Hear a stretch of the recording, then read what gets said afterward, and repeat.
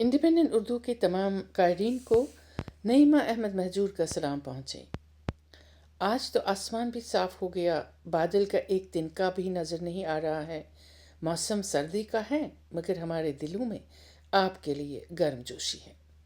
ये कलमात थे जम्मू कश्मीर के वज़ीर आला उमर अब्दुल्ला की, जो कश्मीर के सोनामर्ग इलाके में जेड मोहर टनल की इफ्तिताही तकरीब पे आए वज़ीर आज़म नरेंद्र मोदी के बारे में बोल रहे थे। ये वही उमर अब्दुल्ला हैं जिन्हें 2019 में 4 और 5 अगस्त की रात को 2 मज़ीद वज़रा आला समेत गिरफ्तार करके गेस्ट हाउस में कैद कर दिया गया था और चंद हफ्तों के बाद उनकी लंबी दाढ़ी वाली तस्वीर वायरल कर दी गई थी। रिहा होने के बाद उन्होंने न सिर्फ सियासत से दस्तबरदार होने का ऐलान किया था, बल्कि यूनियन टेरिटरी में इंतखाबात कभी न लड़ने का फैसला भी। मोदी की कश्मीर पॉलिसी को अवाम मुखालिफ पॉलिसी करार देकर इनके खिलाफ महाज खड़ा किया था और इंतखाबी मुहिम के दौरान बीजेपी मुखालिफ तकारीर से अवामी जज्बात उभारते रहे। फिर उनके वालिद फारूक अब्दुल्ला ने उन्हें उसी तरह बहला फुसला कर वापस रिवायती सियासी अखाड़े में लाया, जैसे उनके वालिद शेख अब्दुल्ला ने अपने बेटे को इस निज़ाम में रहने की तलकीन की थी। ये सिलसिला अभी चौथी नस्ल की जानिब बढ़ रहा है, जिसके सबूत हालिया तकरीबात में उमर अब्दुल्ला के 2 बेटों की मौजूदगी से मिल रहे हैं। पार्लिमानी इंतखाबात में शिकस्त के बाद चंद माह पहले असम्बली इंतखाबात में उमर अब्दुल्ला और उनकी पार्टी ने इंतखाबात जीता, जिसमें अवाम के एक बड़े तबके ने आर्टिकल 370 की बहाली के लिए वोट डाला, जो इस पार्टी के इंतखाबी मंशूर में सर फहरिस्त था। हुकूमत बनने के बाद ये महसूस किया जा रहा है कि जैसे हुक्मरान जमात पर अभी सख्तातारी है और वो बीजेपी की कश्मीर मुखालिफ पॉलिसियों पे उप्पी नहीं कर पा रही है।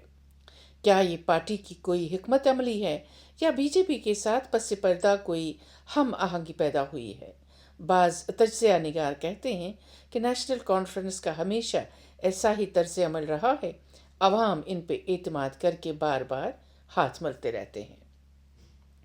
लगता है कि बीजेपी ने कांग्रेस की क़यादत में अपोजिशन जमातों के इत्तेहाद में दरार पैदा करने के लिए नेशनल कॉन्फ्रेंस की खिदमात हासिल की हैं, जिसका वाज़ेह सबूत उमर अब्दुल्ला का वो बयान है जिसमें उन्होंने कांग्रेस को इलेक्शन मशीनों पे सवाल उठाने से गुरेज करने को कहा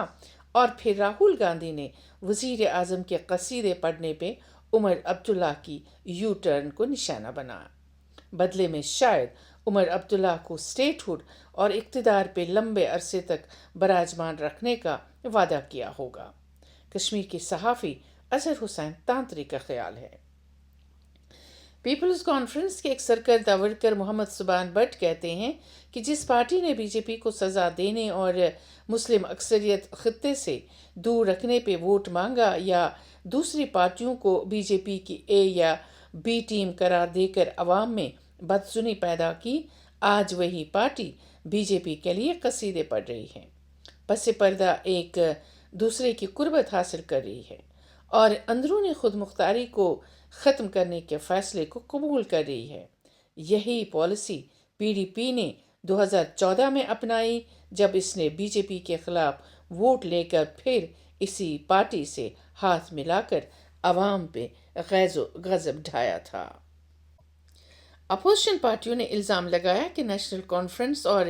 बीजेपी के दरमियान अंदरूनी तौर पे इस बात पे इत्तेफाक हो गया है कि नेशनल कॉन्फ्रेंस अपना मुतालबा महज रियासती दर्जा बहाल करने तक महदूद रखेगी और अंदरूनी खुद मुख्तारी की बहाली पे मुस्तकबिल में कोई बात नहीं करेगी।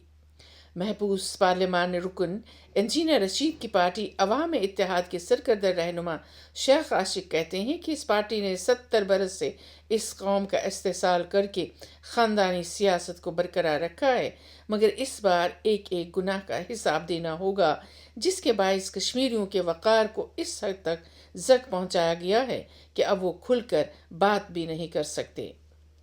नेशनल कॉन्फ्रेंस के रहनुमा कसीदे पढ़ने के बाद अवामी रद्द अमल के बारे में खामोश हैं और शायद पार्टी को सोशल मीडिया से दूर रहने की तलकीन भी की गई है,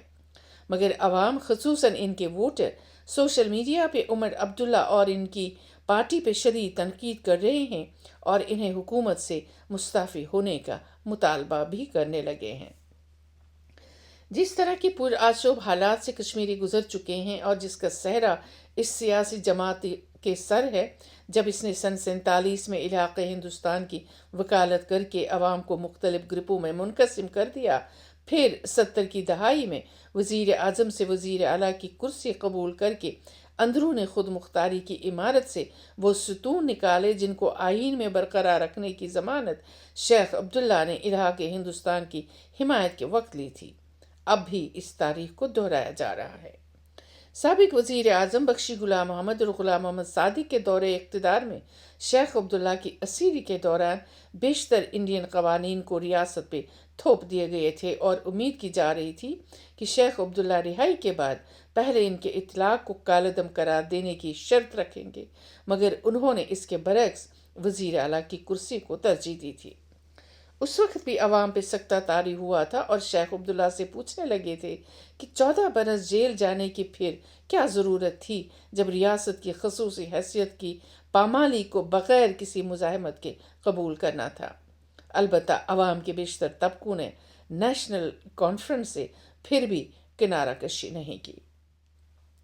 سوشل ورکر اور آزادی پسند عرفان میر کہتے ہیں کہ اس پارٹی پہ انتخابات میں بار بار دھاندلیوں کا الزام بھی عائد ہوتا رہا ہے، جس میں ماضی کی انڈین سرکار شراکت دار رہی ہے، کیونکہ یہی پارٹی آزادی پسندوں کی تحریک مٹانے پہ انڈین حکومت کی پالیسیوں کی ہمیشہ آبیاری کرتی رہی ہے۔ یہی وجہ ہے کہ بی جے پی نے بھی آخرکار اسی پارٹی کے سہارے اس خطے پہ کنٹرول برقرار رکھنے کی نئی حکمت عملی بنائی ہے۔ جموں کشمیر میں لوگوں نے منتخب حکومت سے کافی امیدیں وابستہ کر رکھی تھیں، مگر یونین ٹیریٹری اور این سی سی کی بی جے پی کے قریب آنے سے عوامی جذبات مجروح ہیں اور روزمرہ مسائل کا حل تقریباً ناممکن لگ رہا ہے۔ اپنا خیال رکھیے گا۔ اللہ حافظ۔